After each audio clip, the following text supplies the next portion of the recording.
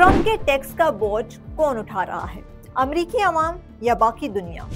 जब ट्रम्प ने सदर बनकर दुनिया के साथ तिजारती जंग शुरू की तो उनका दावा था कि गैर मुल्की कंपनियां और दूसरे ममालिक नए टैरिफ्स का खर्च बर्दाश्त करेंगे, लेकिन क्या वाकई ऐसा हुआ?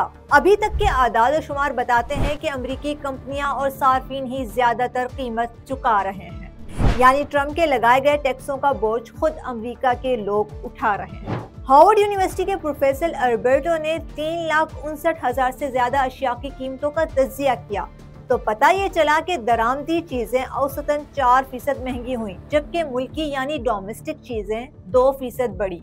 यानी टैरिफ का असर सिर्फ बाहर की चीजों पर नहीं बल्कि अंदरूने मुल्क भी महसूस हो रहा है। ट्रम्प के टैरिफ्स ने इम्पोर्ट टैक्स को औसतन 2% से बढ़ाकर तकरीबन 17% तक पहुंचा दिया है। ये बहुत बड़ा झटका है और अभी मुकम्मल असर जाहिर होना बाकी है। मसलन यूरोप, मशरिक़ वस्ता और अफ्रीका की मशहूर कंपनियों में से तकरीबन 72% कंपनियां कह रही हैं कि इन्होंने कीमतें बढ़ाई हैं। इसके नतीजे में अमेरिका में महंगाई का दबाव बढ़ रहा है।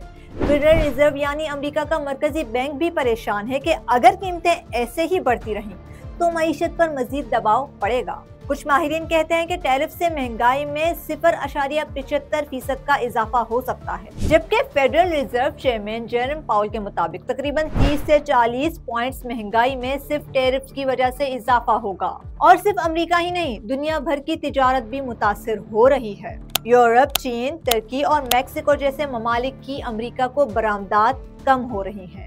वर्ल्ड ट्रेड ऑर्गेनाइजेशन ने खबरदार किया है कि आइंदा साल आलमी तिजारत की तरक्की सिर्फ 0.5% रह जाएगी, यानी तकरीबन रुक जाएगी। यूरोपीय यूनियन की अमेरिका को एक्सपोर्ट 4.4% कम हो गई है, जबकि जर्मनी की एक्सपोर्ट में तो 20% की बड़ी कमी आई है। और इक्तिसादी माहिरीन कह रहे हैं कि अगले 2 सालों में यूरोप को 30 बेसिस पॉइंट्स यानी अहम GDP का नुकसान हो सकता है। तो साफ पता चलता है कि ट्रम्प के टैरिफ्स का बिल आखिरकार अमेरिकी अवाम ही अदा कर रही है और दुनिया की मईशत भी इस लड़ाई में पिस रही है।